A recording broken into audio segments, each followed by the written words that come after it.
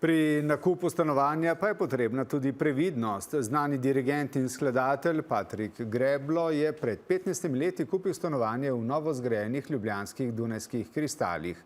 Prodajalcu, investitorju Mabra, sta ženo poplačala celotno kupnino v višini 550 tisoč evrov. Ker pa je šel prodajalec v stečaj, hipoteka na stanovanju pa ni bila nikoli izbrisana, Slovenski državni holding, ki je terjatve prevzel, zdaj zahteva, da ga Greblo še enkrat kupi po tržni ceni ali pa se z družino iz stanovanja izseli. Sam imam 4, 5, 6, 7 sosedov v soseski, ki imajo ta isti problem, torej ki imajo nad nepremičnini, ki je vredna mnogo manj, še vedno plombo oziroma hipoteko za 30 milijonov evrov, kar je bizarnost. Pravzaprav mnogi me vprašajo, pa zakaj nisi prej? Ja, glejte, prodajalec mi je zagotavljal, da zadeva urejena, mi dajo računovodske vse in da bojo, ko zdaj prodajo še zadnje stvari. Kako je to mogoče, se sprašuje danes, ko na sodišču bije pravno bitko. Z odvetnikom je vložil tožbo za izbris hipoteke. Pritožil pa se je tudi nad izvršbo, ki jo je sodišče začasno ustavilo. Rebeka Tomadus. Leta 2010 je znani dirigent in skladatelj Patrik Greblo z družino kupil stanovanje v Dunajskih kristalih. In z prodajalcem sklenili pogodbo in z njim tudi zaprli pravzaprav s poplačili celotno zadevo.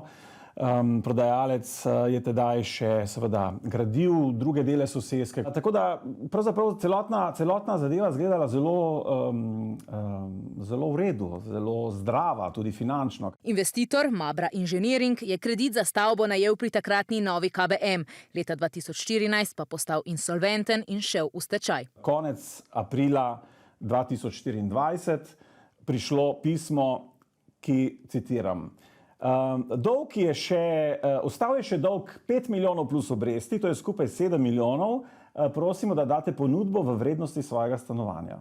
Jaz sem sam debelo pogledal, sem rekel, o čem govorimo? Greblo je, pravi, poplačal celotno kupnino v višini 550 tisočakov. Obljube o izbrisu hipoteke pa so ostale prazne. O tem se je skušal dogovoriti tudi s tako imenovano slabo banko, ki je prevzela terjatve do Mabre. A neuspešno. Zadevo je nato prevzel Slovenski državni holding, s katerim zdaj bijejo pravno bitko. Ko so mi zatrjevali, da bomo naredili cenitev na današnji dan, sem rekel, in pol kaj? Ja, pol boste plačali še enkrat po današnji ceni. Sem rekel, pa kaj ste pali z lune? V teoriji civilnega prava je velika razlika med prekluzivnimi roki, ki imajo celovit oblikovalni učinek na pravico. Skratka, pretek roka pravico tako preoblikuje, da sploh ne obstaja več. In na drugi strani med zastaralnim rokom, katerega učinek pa je, da odpravi samo pravovarstveni zahtevek, torej samo eno izmed upravičenj pravice, pri čemer temeljne upravičenja ostanejo in pravica obstaja še naprej. Odvetnik meni, da je tu govora o prekluziji, torej da je hipoteka ugasnila s potekom 10 let od dneva dospelosti zavarovane terjatve in ne o zastaralnem roku, pri katerem vztraja SDH. A vas preseneča, da se te stvari rešujejo toliko let kasneje? Ta pretek časa pa kaže na to, da upnik niti ni bil pretirano zainteresiran znotraj tega prekluzivnega roka 10 let zavarovati svoje pravice, kakršnekoli da so. So oni istočasno oziroma za nami na nas pognali to hordo rottweilerjev, ki se mu reče izvržba. Izvržba je hitrejši postopek in je mnogo bolj podvržen neki urgenci. Sodišče je izvršbo za zdaj ustavilo. Celotna sodna bitka pa bi lahko bila, zaključi odvetnik, končana v nekaj letih.